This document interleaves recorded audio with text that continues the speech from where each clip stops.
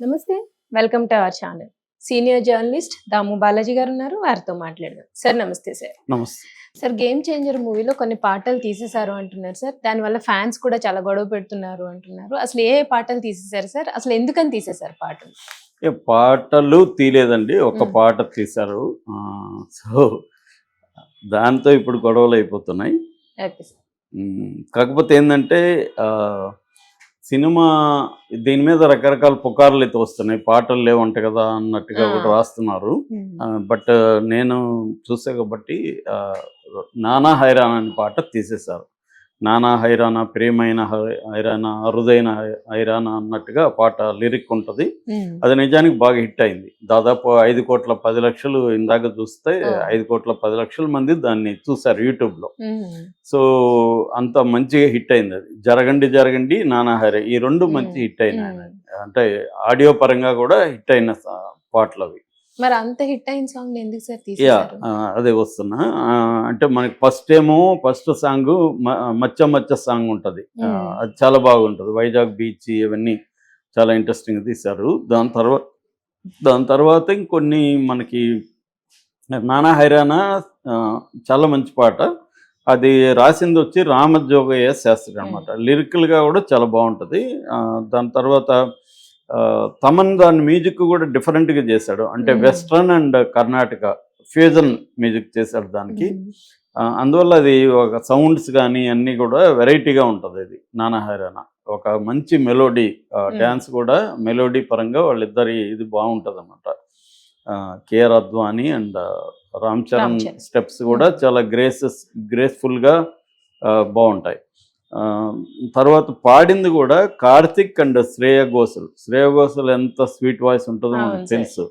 So ఆ మెలోడీకి ఆమె చాలా పాపులర్ కదా, అది తీశారు. అట్లాగే దాని స్టెప్స్ కూడా బోస్కో మార్టిస్ అని ఒక కొరియోగ్రఫర్ దాన్ని చేశారనమాట. మొత్తం సాంగ్ కూడా మేజర్గా స్విట్జర్లాండ్లో తీశారు. సో వండర్ఫుల్ లొకేషన్స్ కానీ విజువల్గా కానీ చాలా బాగుంటుంది. స్క్రీన్ మీద చూస్తే చాలా బాగుండేది. కానీ ఇది మేజర్ డిసప్పాయింట్ సినిమాలో పాట రాకపోవడం. ఆల్రెడీ ఏంటంటే ఈ సినిమాకి బలం ఏదన్నా ఉన్నాయంటే విజువల్గా సాంగ్సే, background music, songs, Ram Charan Surya పెర్ఫార్మెన్స్లే ఈ సినిమాకి హైలైట్. అనేక మైనస్లు ఉన్నాయి ఈ సినిమాలో. నేను ఆల్రెడీ రివ్యూ చెప్పాను కాబట్టి మళ్ళీ చెప్పట్లేదు. కానీ అనేక మైనస్లు ఈ సినిమాకు ఉన్నాయి. ప్రధానమైన మైనస్ శంకర్, ప్రధానమైన ప్లస్ రామ్ చరణ్ పెర్ఫార్మెన్స్ లేకపోతే ఈ సినిమాను ఒక్కసారి కూడా చూడలేమండి. రామ్ చరణ్ పెర్ఫార్మెన్స్ కోసమే చూడాలి. ముఖ్యంగా అప్పన్న క్యారెక్టర్లో రామ్ చరణ్ ఇరగదీశాడు. అలాగే డిఫరెంట్ షేడ్స్ ఉన్న రోల్స్ కూడా దీంట్లో ఉన్నాయి రామ్ చరణ్కి. ఎందుకంటే ఒక ఆర్టిస్ట్కి డిఫరెంట్ రోల్స్, ఛాలెంజింగ్ రోల్స్ ఉండడం అనేది చాలాసార్లు లక్ అది. ఎందుకంటే ప్రతిసారి కుదరదు. సో అలాగా రామ్ చరణ్ని దీంట్లో కుదిరింది. అప్పన్న క్యారెక్టరు కంప్లీట్ విలేజ్ బ్యాక్డ్రాప్లో చేయడం, దాని తర్వాత ఐపీఎస్ ఆఫీసర్గా ఒక కోపిస్ట్గా చేయడం, దాని తర్వాత మళ్ళీ ఐఏఎస్ ఆఫీసర్గా మారడం, మళ్ళీ సివిల్స్ రాసి ఐఏఎస్ అవ్వడం, కలెక్టర్ అవ్వడం, తర్వాత పొలిటీషియన్ క్యారెక్టరు, ఇలాగా అతను డిఫరెంట్ షేడ్స్లో చాలా బాగా చేశాడు. కాబట్టి అదే బలం. సాంగ్స్ ఏమో మనకు అన్నీ కూడా విజువల్గా బాగున్నాయి. ఓవరాల్గా కొంత దోపు పైన కొంత అసంతృప్తి ఉంది. కానీ ఓవరాల్గా జరగండి సెట్ సాంగ్ కానీ, మచ్చ సాంగ్ కానీ, దాని తర్వాత అరుగు మీద చాలా బాగుంది. అది మంచి కాకర్ల శ్యామ్ రాశారు దాన్ని. అరుగు మీద ఆ సాంగ్ చాలా బాగుంటుంది. అంటే ఫ్లాష్ బ్యాక్లో వచ్చే సాంగ్ అది. అలాగా ఈ నానా హైరానా సాంగ్ కానీ పెట్టునుంటే బాగుండేది. కానీ పెట్టలేదు. దాంతో ఫ్యాన్స్ అంతా కూడా ఒక గోల చేస్తున్నారు. ఎందుకంటే దాంట్లో బెస్ట్ ఉండేదాన్ని నువ్వు తీసేస్తే ఎలాగని. దాంతో ఇప్పుడు మేకర్స్ ఒక స్టేట్మెంట్ ఇచ్చారు. అదేంటంటే ఈ సాంగ్ మేమేమి కావాలని తీయలేదు. యాక్చువల్గా ఇన్ఫ్రారెడ్ కెమెరా ఉపయోగించి ఫస్ట్ టైం ఇండియాలోనే ఈ సాంగ్ తీసాము. ఇన్ఫ్రారెడ్ కెమెరా వల్ల ఒక కొత్త ఫీలింగ్ ఇద్దామనేది మా ఐడియా. బట్ అర్లియర్గా మేము ప్రింట్స్లో ప్రాసెసింగ్ చేసినప్పుడు అది ప్రాబ్లం వచ్చింది. అది సరిగా ప్రాసెస్ కాలేదు. దాన్ని మళ్ళీ వేరే దగ్గర చేయిస్తా ఉన్నాము. అందువల్ల లేట్ అయిపోయింది, మేము అనుకోలేదు, కాబట్టి అదైంది, మీరేమీ కంగారు పడకండి, మళ్ళీ మేము యాడ్ చేస్తాము, దీన్ని మేము 14th మీరు చూడొచ్చు, యాడ్ చేస్తాము అనేది చెప్పారు అన్నమాట. అయితే ఇక్కడ డౌట్ ఏమొస్తుంది చాలామందికి అండి, కావాలనే దీన్ని పక్కన పెట్టి మళ్ళీ దీన్ని యాడ్ చేస్తున్నట్టు, ఇంకా మళ్ళీ దీనికోసం వస్తారు కదా కొంతమంది అన్నట్టుగా వీళ్ళు కావాలనే విత్యాలు చేశారు. లేకపోతే ఇవాళ ఉన్న టెక్నాలజీకి వీళ్ళకున్న ఇంత బడ్జెట్లు 400 కోట్లు అంటున్నారు బడ్జెట్, అంత బడ్జెట్లు పెట్టి ప్రాసెసింగ్ ఇప్పటి వరకు చూసుకోకుండా ఉంటారా? ఎప్పుడో చూసుకొని ఉంటారు కదా. ఇది కావాలనే ప్లాన్డ్గా, కావాలని పెట్టకుండా ఆపి తర్వాత పెట్టి మళ్ళీ రిలీజ్ చేస్తే అదొక వెరైటీగా ఉంటుంది, జనం కూడా మళ్ళీ దానికి వస్తారు అని. ఇప్పుడు పుష్పాలో కూడా మనకి 20 నిమిషాలు మళ్ళీ యాడ్ చేసి రీలోడెడ్ అని మళ్ళీ రిలీజ్ చేస్తున్నారు. ఎందుకంటే ఎప్పుడైతే సినిమా కొంత డౌన్ అవుతుందో దాన్ని ఏదో ఒక రకంగా మళ్ళీ పుష్ చేయాలి. అది ఇప్పుడు ఎందుకంటే పుష్ప 1800 కోట్లు క్రాస్ అయినాక డౌన్ అయిపోయింది. డౌన్ అయిపోతే ఇప్పుడు వాళ్ళ టార్గెట్ 2000 కోట్ల దంగల్ సినిమాని క్రాస్ చేయాలి.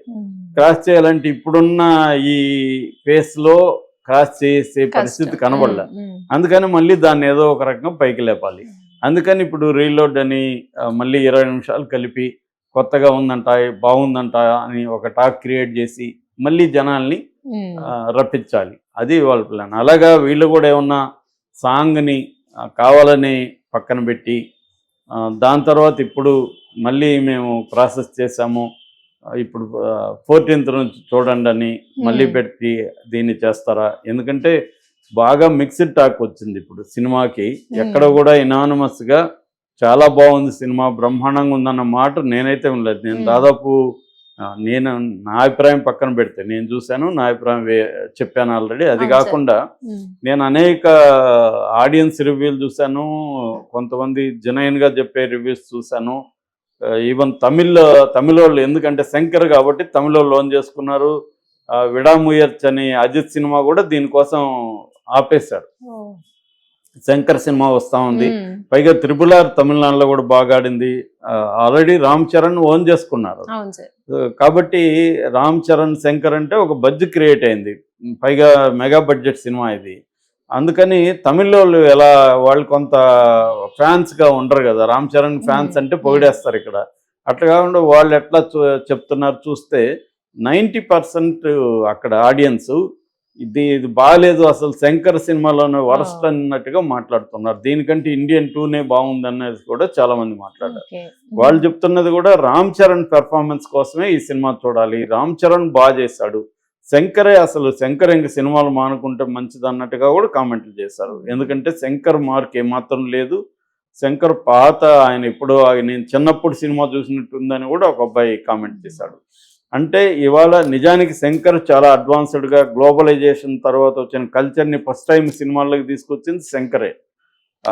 అంత టైం అహెడ్గా ఉండే శంకరు జీన్స్ కానీ అలాంటి సినిమాల్లో మనం చూస్తే టెక్నాలజీని కూడా ఎలా తీసుకొచ్చాడు. అప్పుడు క్లోనింగ్లో డబుల్ యాక్షన్ అంటే ఎలా ఉండదో మనకు చూపించాడు. అట్లాంటి శంకర్ ఇవాళ ఎప్పుడో ఇంకా తనకంటే వెనక్కి వెళ్ళిపోయాడు.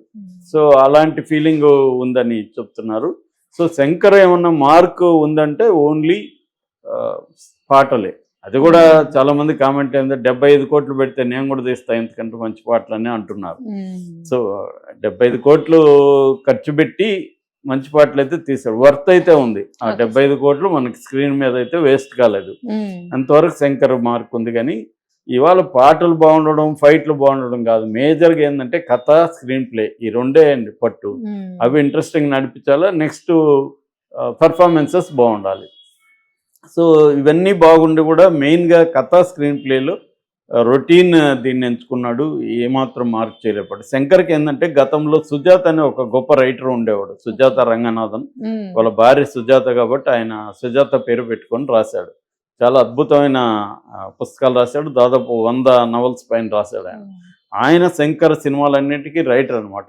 మణిరత్నం సినిమాలకు కూడా ఆయనే రైటర్. ఆయన ఉన్నంతకాలం స్క్రీన్ ప్లేలో బ్రహ్మాండంగా ఉండేది, ఎందుకంటే ఆయన గొప్ప రైటరు. స్క్రీన్ ప్లే ఎలిదూదు ఎప్పుడే అనే బుక్ కూడా రాశాడు ఆయన, స్క్రీన్ ప్లే రాయడం ఎలాగని. మణిరత్నం సినిమాలకు కూడా ఆయన చనిపోయారు ఆ మధ్య. ఆయన చనిపోయిన తర్వాత శంకర్ కష్టాలు స్టార్ట్ అయినాయి. రోబోకి కూడా ఆయనే. ఎందిరన్ అని పేరు, యంత్రుడు అని పేరు పెట్టింది కూడా ఆయనే అన్నమాట, సుజాత. ఎందుకంటే ఆయన తమిళ్లో సైన్స్ ఫిక్షన్ నవల్స్ చాలా రాశాడు. సో ఆయన పోయినాక శంకర్ కష్టాలు మొదలైనాయి స్క్రీన్ ప్లే వాటిల్లో.